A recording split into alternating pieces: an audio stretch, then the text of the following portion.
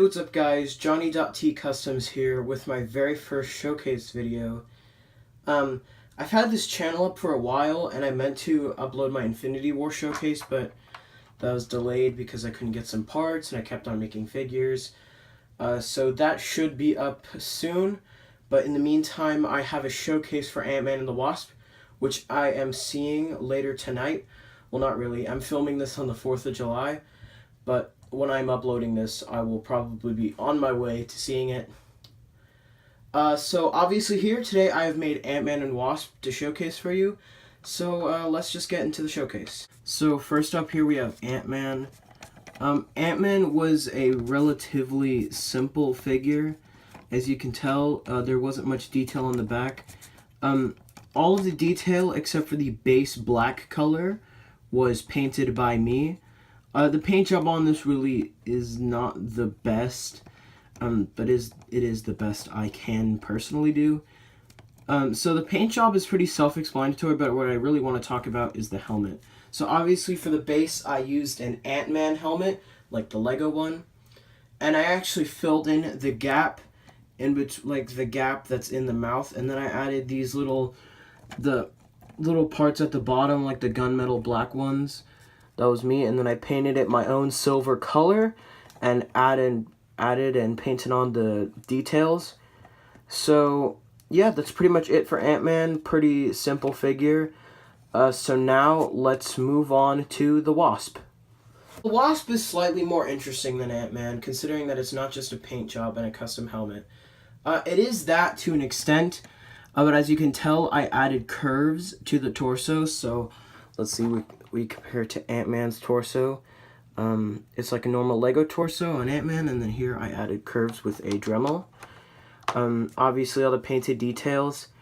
And the wings. So for the wings, I used plastic from a screen protector. It's really good plastic that I can use for Legos and whatnot. So if you guys would like to use that for your Wasp or any other figure that has sort of plastic elements or clear elements like this, I'd suggest that. And obviously I cut them out, I painted on these little silver things, and I sort of scuffed them up with a nail filer is what it is.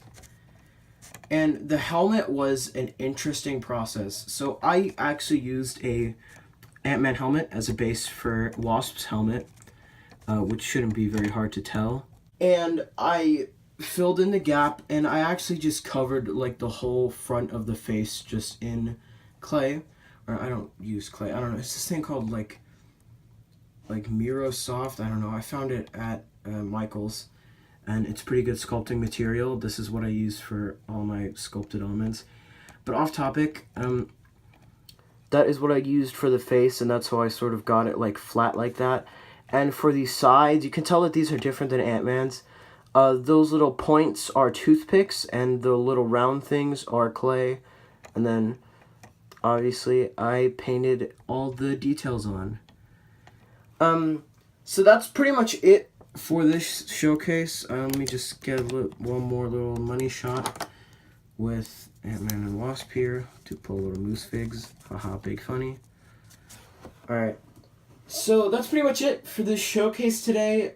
It's pretty short, but these are 2 figures, so it's not really much. Thank you guys for watching.